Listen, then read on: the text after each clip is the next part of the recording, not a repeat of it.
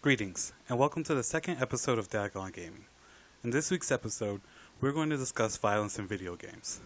This topic is spurred by the fact that President Trump recently met privately with execs from the video game industry.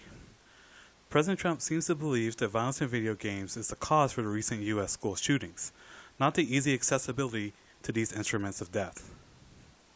That being said, this is not the first time the government has gone after video games for its use of violence.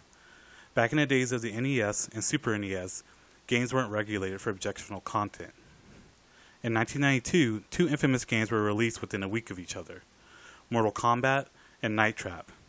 It was these two games that were cited by Senator Joe Lieberman during his hearings on video game violence. Two major console makers at the time, Nintendo and Sega, had different opinions on the matter. Nintendo had a strict guideline for games that appeared on a system. This resulted in Mortal Kombat being censored and Night Trap being banned from Nintendo consoles.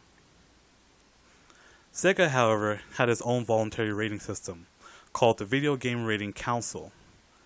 On Sega, Mortal Kombat was rated MA13 and Night Trap MA17. Still, the threat of federal regulation loomed. In April of 1994, a large group of publishers and developers formed the Interactive Digital Software Association. Their goal was to create a self-regulatory system for assessing and rating video games. A few months later, the Electronic Software Rating Board, or ESRB, was announced to Congress. In September of 1994, it was officially implemented. After 24 years of self-regulation, video games finds itself back in the federal spotlight.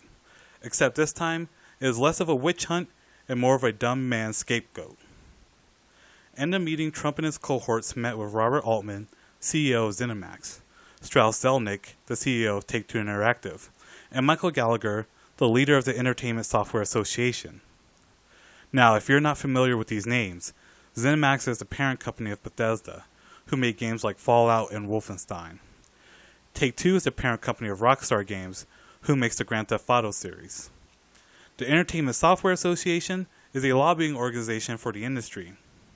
One of the most troubling quotes to come out of the meeting is from President of the Media Research Council, Brent Bozell, in which he states, "I think he's deeply disturbed by some of the things you see in video games that are so darn violent, viciously violent, and clearly inappropriate for children, and I think he's bothered by that." End quote. The thing is, I agree, games like Wolfenstein 2 are viciously violent and completely inappropriate for children, but it's that last bit that is the most important part. Grand Theft Auto, Fallout 4, and Wolfenstein are wildly inappropriate for children, and not meant for children. The ESRB ratings for these games are M for mature, which means you have to be 17 or older to purchase and play these games. If kids are playing these games, whose fault is that? It's not the government's or the video game publishers.